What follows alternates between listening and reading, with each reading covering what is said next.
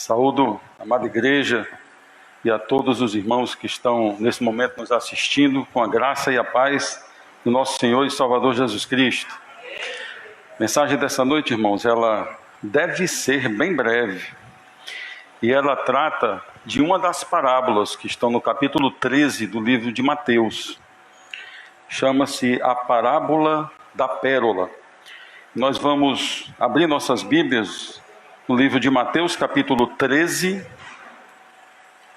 e vamos ler 2 versículos. Versículo 45 e o versículo 46.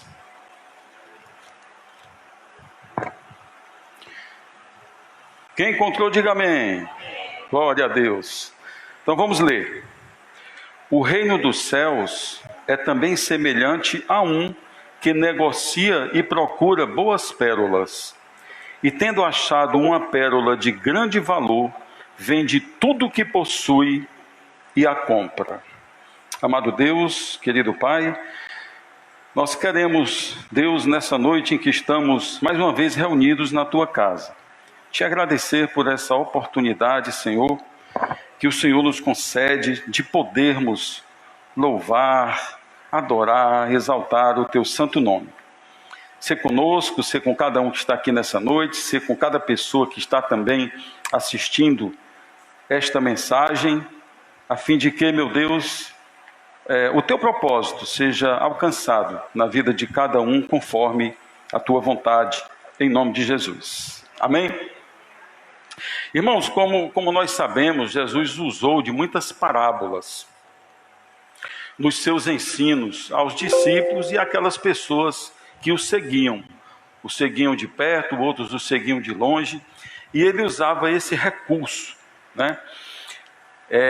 E este recurso que ele usava tinha um objetivo muito claro, é que naquele momento Jesus estava trazendo uma mensagem de boas novas, e apesar de ter todas as escrituras, né, o Velho Testamento, mas Jesus veio trazer não uma nova mensagem, mas a mesma mensagem de uma forma que ela iluminasse tudo aquilo que o povo de Deus já havia aprendido. Era uma forma que Jesus encontrou para fazê-los entender bem o que ele estava falando. E são 3 os motivos que faziam Jesus utilizar esse recurso.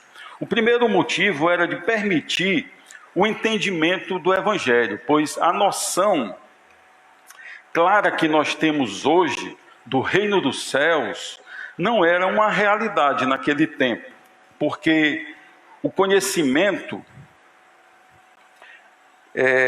que se tinha de Deus era exclusivo dos ensinos do Velho Testamento, o qual sim apontava em direção a Cristo, em direção ao Messias, em direção ao Redentor. Porém, não revelava o que nós temos acesso hoje. Tudo aquilo que nós temos conhecimento hoje. Aqueles irmãos, aqueles homens que buscavam conhecer, não tinham acesso porque não tinham a leitura, né? Não estava ainda escrito o Novo Testamento. Além de tudo isso, eles não tinham também os estudos sistematizados que nós temos hoje e que nós recebemos já, né, dos homens estudiosos. Eles nos trazem entendimentos, as interpretações corretas que fazem abrir a nossa mente, o nosso entendimento sobre as realidades do Senhor, né? Para ter um exemplo, o conceito de trindade só veio a ser de conhecimento do povo de Deus a partir do século IV. E foi basicamente por todo aquele século que se começou a estudar esse conceito da trindade, né? O concílio de Nicéia, no início do século, fechando com o concílio de Constantinopla, já no final do século. E tudo isso depois das heresias do arianismo, que dizia que Jesus Cristo ele era um ser criado, ele não tinha sido gerado. Então, eles negavam a deidade de Cristo, pelo fato de dizerem que ele foi criado, e dos pneumatômacos, que negavam a divindade do Espírito Santo. Então hoje este entendimento, esse conhecimento que nós temos, é fruto da palavra de Deus e desses homens que fizeram aí um estudo e trouxeram a sistematização. O segundo motivo, através do qual Jesus nos trouxe, era para cumprir as profecias. Se nós abrirmos nossas Bíblias no livro de Salmos, capítulo 78, versículos 1 e 2, olha o que a palavra de Deus nos diz: escutai, povo meu, a minha lei, e prestai ouvidos às palavras da minha boca. Abrirei os lábios em parábolas, e publicarei enigmas dos tempos antigos.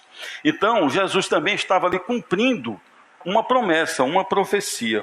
E o terceiro era facilitar mesmo a compreensão daqueles ensinos, utilizando eventos do cotidiano mesmo, né? Quando Jesus falava com pescadores, né? Ele utilizava coisas relativas à pesca, né? Por isso nós vemos lá lançar a rede, né? Te farei um pescador de homens. Quando ele falava com os agricultores, aí ele falava lá da parábola do semeador. Então tinha esses três objetivos.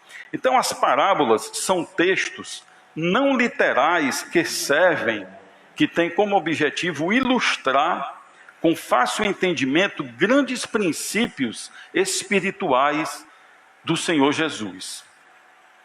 O primeiro versículo do nosso texto, ele diz: o reino dos céus é também semelhante a um homem que negocia e procura boas pérolas.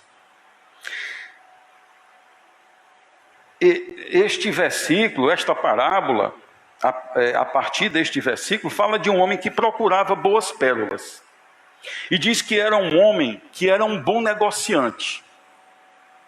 Ele, além de saber identificar essas boas pérolas, essas coisas que eram de preciosidade, que eram preciosas, ele também sabia fazer bons negócios. Ou seja, era um homem que tinha habilidades específicas, e a partir delas ele conseguiu ajuntar tesouros. Ele era um homem rico. Se nós analisarmos o texto apenas literalmente, o foco de Jesus seria somente o de exaltar as habilidades comerciais e o fruto do trabalho daquele negociante, que produziu riquezas para a sua vida, para ele, para a sua família, para sua posição pessoal. No entanto, as parábolas sempre traziam reflexões mais profundas e profundos ensinos sobre Jesus Cristo e o Evangelho.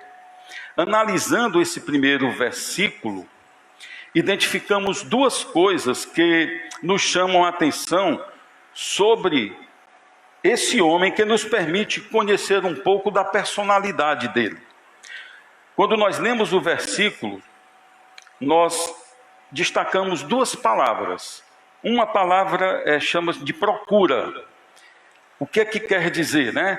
Quando o versículo diz: o reino dos céus é também semelhante a um homem que negocia e procura boas pérolas, né? Então, esse homem vivia em constante busca.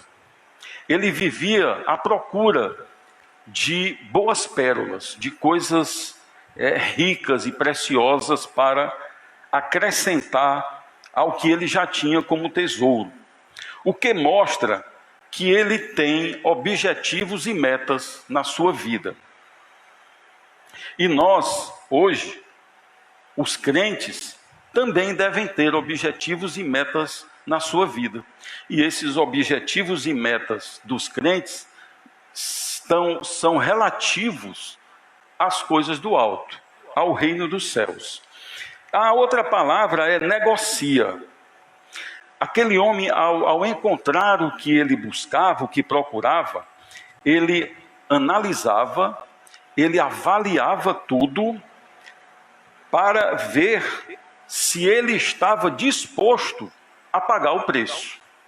Então, quando ele encontrava o que ele vinha procurando, que era as pérolas, né, uma boa pérola, ele avaliava.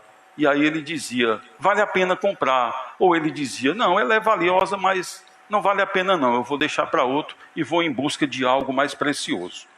Então, nós vamos agora trazer à luz a metáfora do texto. O que de fato Jesus estava querendo dizer. Se nós estivéssemos numa reunião social e eu pedisse para que cada pessoa manifestasse, citasse coisas importantes na sua vida, eu creio que muitas citações falariam de família, dos filhos, dos pais, do esposo, da esposa, falaria dos estudos, falaria do trabalho, porque era uma reunião social. Então estaríamos ali contemplando esse tipo de preciosidade, né? Coisas importantes na vida daquela pessoa, daquilo que as pessoas consideram como tesouro, como valiosas. O que Jesus estava querendo naquele momento era que os ouvintes e os seus discípulos fizessem este exercício também, sobre o que para eles era importante naquele momento, e a partir disso compreender o que de fato tinha valor para eles. Eles iriam analisar e iam descobrir o que realmente tinha valor para eles, as coisas terrenas ou as coisas celestiais. Veja que aquelas pessoas estavam tendo a oportunidade de refletir sobre a importância que elas davam à sua vida secular em comparação à vida eterna que Jesus tinha proposto, que todos os ensinos, que todas as pregações de Jesus falavam, que era a proposta ali do Evangelho, a proposta de salvação. O segundo versículo do nosso texto diz: e tendo achado uma pérola de grande valor, vende tudo o que possui e a compra. Aquele homem vivia à procura de pérolas, de coisas de valor.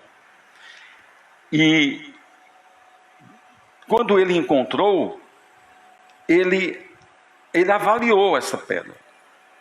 Ele avaliou como sendo de grande valor. Muitas vezes nós temos coisas na nossa vida e nós acabamos valorando, né? Então nós dizemos, não, isso aqui é importante, isso aqui é mais ou menos, isso aqui é muito importante. E muitas vezes nós deixamos para trás coisas que nós reputamos como menos importantes, como coisas de menor valor na nossa vida. Até então, ele ainda não sabia exatamente quão valiosa era aquela pérola que ele havia achado. E o tesouro que ele possuía, ele descobriu que quando ele fez essa comparação entre esta pérola que ele encontrou e todo o tesouro que ele tinha, e tudo que ele já tinha de valioso na vida dele, ele percebeu que era incompatível. Que aquela pérola e o tesouro que ele possuía eram incompatíveis, ou seja, não seria possível manter as duas coisas. E ele teria que tomar uma decisão. Ele teria que abdicar de um dos tesouros. Porque para adquirir aquela pérola de grande valor, ele teria que deixar outras coisas, teria que deixar o seu tesouro que ele tinha, porque não tinha condições dele ter as duas coisas ao mesmo tempo. Então ele entendeu que aquela pérola era mais valiosa entre todas as pérolas que ele já havia encontrado durante toda a sua vida. E ele decidiu se desfazer de todos os seus bens para adquirir aquela pérola, pois ele não tinha condições de ficar com as duas coisas com os dois tesouros ao mesmo tempo. Quando nós meditamos nesta parábola, a gente nota do que Jesus claramente estava falando ali. A gente percebe do que Jesus estava falando e o que representa esta pérola. O próprio início da parábola, né, no versículo 45, que é o primeiro versículo do nosso texto, ele já diz que o reino dos céus é semelhante a uma pérola. Então, já fica claro ali explicitamente que Jesus está fazendo ali uma analogia, né? Ele está colocando ali as duas coisas para facilitar a compreensão. Olha, o reino dos céus é semelhante, ele não está dizendo que é igual, ele está dizendo que é semelhante a uma pérola, para facilitar a compreensão. Então fica claro aqui que Jesus estava falando do reino dos céus. Lembram da parábola do jovem rico? Aquele homem tinha um tesouro. A palavra de Deus diz que ele era muito rico, que ele tinha muitos bens, tinha terras e propriedades, tinha tesouros, mas aquele homem encontrou algo que de repente ele disse: isso aqui é valioso. E aí o que é que ele fez? Ele foi ao encontro de Jesus e perguntou: bom mestre, como posso herdar a vida eterna? E aí Jesus, evidentemente, como Deus já conhecia o coração daquele jovem, e aí deu o primeiro ensino, né? E aí Jesus disse: bom, por que me chamas bom? Bom só há um que é Deus, né?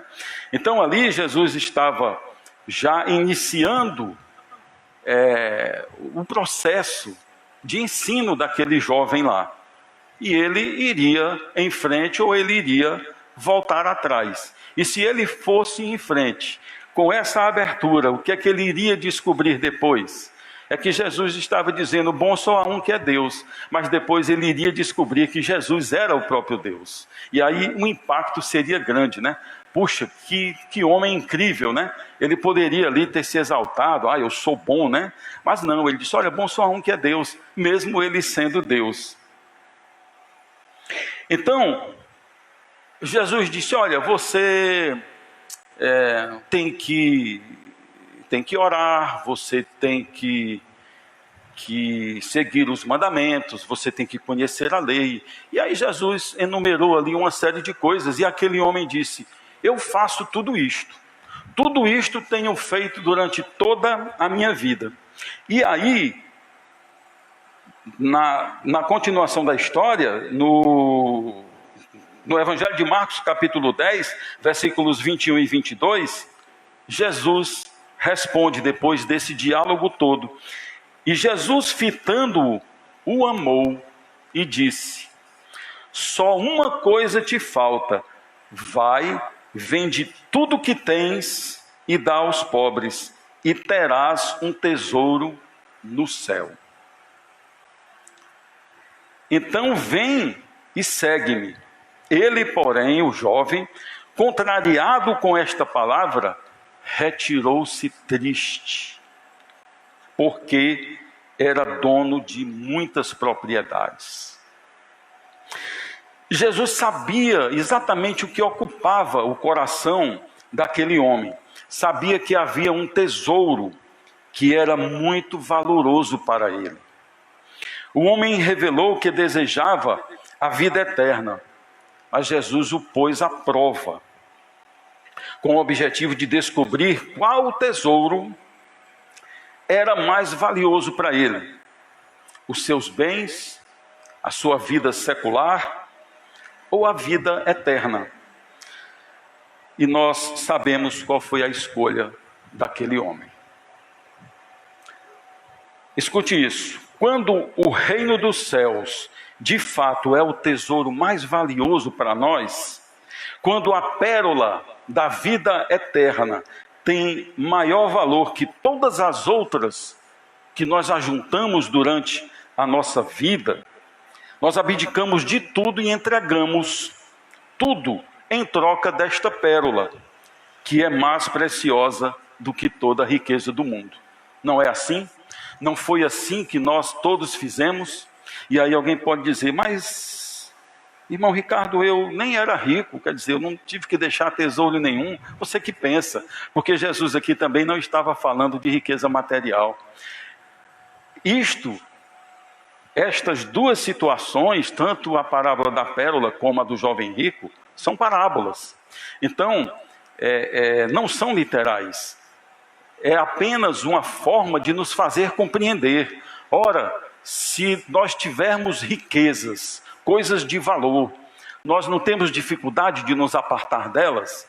Então, o que Jesus de fato está dizendo é que tem algo, quando nós aceitamos a Cristo, quando nós caminhamos em direção ao Senhor Jesus, ao alvo, nós temos que deixar muitas coisas para trás, às vezes até familiares, amigos, coisas que eram valorosas e preciosas para a nossa vida. A palavra de Deus nos ensina, e o Espírito Santo nos convence, que as riquezas do mundo são temporais, mas o tesouro no céu é eterno. Isso nos parece tão óbvio, né? A gente diz assim, mas é claro que é muito melhor a coisa que é eterna, né? Mas é óbvio apenas para nós, meus irmãos. Esta obviedade, esta coisa que é tão clara na nossa mente, no nosso coração, é porque nós temos o Espírito Santo habitando em nós. Porque aquele que não tem, ele não consegue compreender isso. Quando ele faz essa comparação, ele não consegue enxergar as coisas do alto, ele não consegue enxergar as coisas do porvir, ele não consegue enxergar as coisas eternas. Ele enxerga única e exclusivamente as coisas terrenas.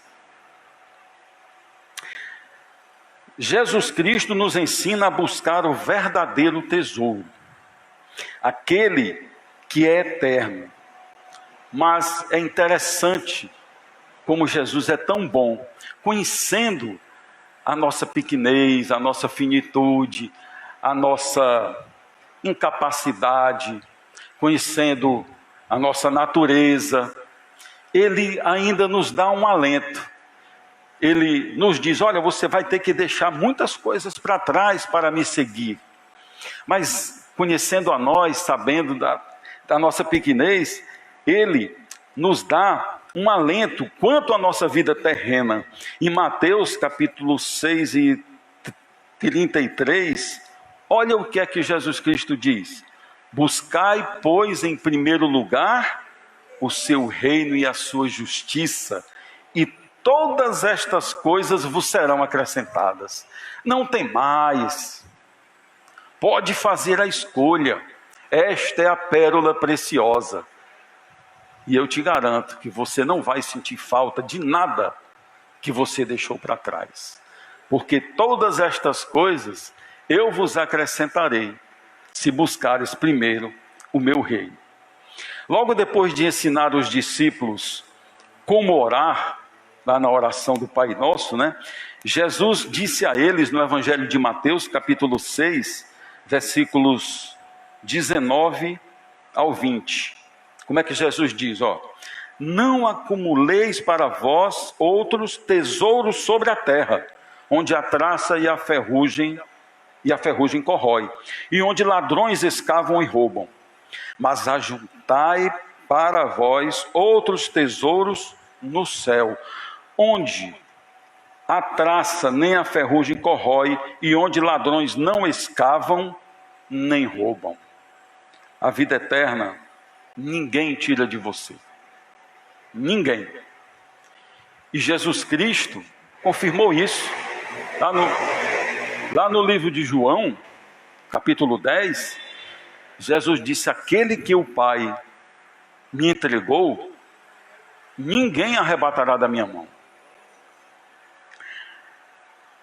O apóstolo Paulo, na carta aos Filipenses, capítulo número 3, versos de 7 a 8, olha o que nos diz a palavra de Deus. mas o que para mim era lucro, isto considerei perda por causa de Cristo. Depois de conhecer a Cristo, tudo o que era importante já passou a não ser mais importante. Se comparado à importância daquilo que nós descobrimos em Cristo, no Evangelho, na salvação, nada mais, se comparado, tem valor. Então nós deixamos para trás facilmente. O versículo 8. Sim, deveras considero tudo como perda, por causa da sublimidade do conhecimento de Cristo Jesus, meu Senhor, por amor do qual perdi todas as coisas, por amor do qual eu abandonei todas as coisas, todas as outras coisas que para mim eram caras, que para mim eram valiosas, mas que eram incompatíveis com o reino dos céus. Todas estas coisas eu abandonei e as considero como refúgio, e as considero sem importância. E é assim, quando nós olhamos para trás e nós vemos o que nós abandonamos, o que nós deixamos, nós vemos, não tem importância nenhuma, não tem valor nenhum. E quando a gente é novo convertido, existe uma dificuldadezinha ainda. A gente fica ali querendo manter as amizades, querendo manter alguma coisa ou outra, mas são incompatíveis. Não é possível manter as duas coisas juntas. Então, e as considero como refúgio, ou seja, sem importância, a fim de ganhar a Cristo. Somente aqueles que verdadeiramente conhecem o Senhor Jesus Cristo de forma sublime. E como é que a gente conhece Jesus de forma sublime, de forma excelente? É através da fé. É crendo nele. Então, aqueles que conhecem a Cristo desta forma sublime, adquirem esta pérola mais valiosa, esse tesouro celestial incomparável, que é a salvação. As pérolas da nossa vida secular não necessariamente tratam de bens materiais, não. Tem muitos crentes que não precisaram abandonar riquezas. Alguns outros terão que abandonar, porque algumas vezes essas riquezas foram adquiridas de forma ilícita, e aí tem que fazer como Zaqueu, e abrir mão para ganhar o reino dos céus. Mas as coisas que podem estar sendo colocadas acima de Deus, são estas coisas que necessariamente têm que ser tiradas. São estas coisas que são tesouros terrenos, que as pessoas não estão dispostas a trocar por esta pérola celestial, que é a vida eterna em Cristo Jesus. E não reconhecem e não confessam que seu coração está enterrado com esses tesouros, conforme nos diz o Senhor Jesus no Evangelho de Mateus, capítulo 6, versículo 21, que diz: porque onde estiver o vosso tesouro, aí estará também o vosso coração. Vamos orar. Amado Deus, querido Pai, muito obrigado, Senhor, por esse momento, por esta palavra, a Tua palavra que é tão preciosa, meu Deus, a Tua palavra que tem um valor incomparável. Não há pérolas, não há tesouros, não há riquezas, não há ouro nem prata, meu Deus, que possa ser comparado, que possa estar ali disputando algo na nossa vida com relação ao valor que nós damos à vida eterna. Muito obrigado, nos abençoa o restante deste culto. Escuta, Deus, as orações que se farão aqui neste lugar, que o Senhor possa nos apacentar o coração, nos dar sempre esperança e, com certeza, o Senhor nos manterá firmes sempre no sentido de nós sabermos qual é exatamente o tesouro que é precioso para a nossa vida. Nós te oramos em nome de Jesus. Glória a Deus, aleluia e amém.